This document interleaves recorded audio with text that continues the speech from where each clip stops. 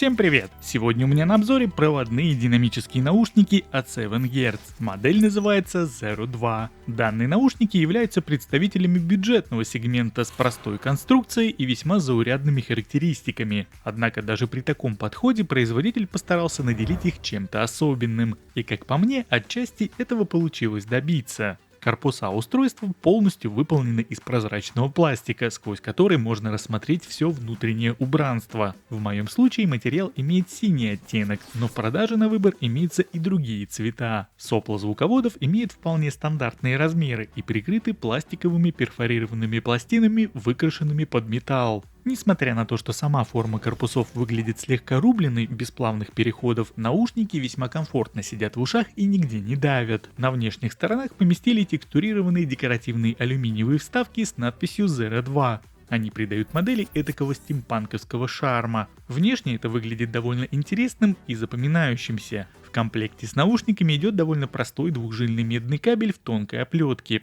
Он имеет склонность постоянно запутываться и не внушает доверия по части долговечности. В целом, это, конечно, получше стокового КЗшного кабеля, что сейчас они кладут в коробку со своими устройствами, так что в случае с 7 Hz кабеля на первое время должно хватить. Однако, по возможности, если наушники вам понравятся, то со временем лучше заказать что-то отдельно. Подключение к наушникам имеет стандарт 2 пин по 0,78 мм, а уже к источнику идет мини-джек 3,5 мм с прямым штекером. Тем не менее, даже несмотря на очевидно бюджетный кабель, сами наушники звучат довольно внятно. В каждый корпус установили по одному динамическому драйверу диаметром 10 мм, а комплект поставки снабдили приличным набором довольно качественных амбушюр. Докупать сторонние насадки, как по мне, смысла нет. Уверен, что 90% пользователей по-любому подберут для себя удобные из того, что предлагает производитель. Если же говорить непосредственно о звуке, то из коробки с первых же минут можно с легкостью уловить явную басовитую направленность в чиха данных наушников, хотя саму модель лично я не могу назвать супер басхедной. При этом и мониторно-ровного звучания наушники не выдают. Перед нами предстает классическая V-образная настройка.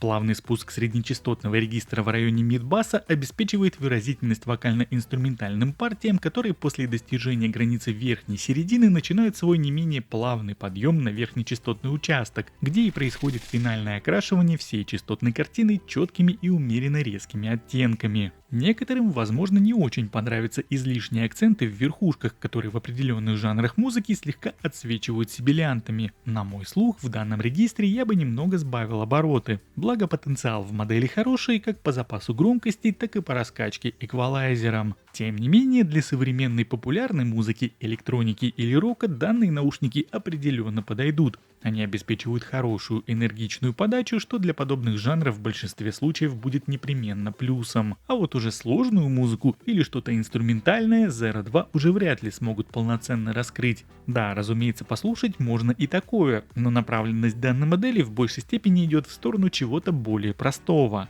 При всем при этом наушники хорошо работают с любыми источниками. Их можно использовать как напрямую со смартфоном, так и через какие-то ЦАП-усилители. Лично я тестировал данную модель на своем среднебюджетном плеере Hibi R3 Pro Cyber и не могу сказать, что стоковая настройка звука как-то сильно отличается при прослушивании с того же смартфона. Заявленный диапазон поддерживаемых частот находится от 10 до 20 тысяч Гц. Чувствительность 108 дБ, а импеданс составляет 32 Ома. В моем арсенале это уже вторая модель от данного бренда, и разумеется после 7 Hz Legato по части мощного басовитого звучания меня пока мало кто может удивить. Данная новинка определенно зайдет неискушенному слушателю, которому необходимо что-то басовитое, простое и всеядное. Эти наушники отнюдь не про детали, они для повседневной жизни, в которой просто хочется слушать музыку, заниматься своими делами и при этом не хочется тратить много денег на провода. В общем и целом модель имеет явную попсовую направленность, приятный ценник и собрана хорошо, а для многих пользователей большего и не нужно. Так что если рассматривать Zero 2 именно в таком ключе, то наушники получились очень даже хорошими.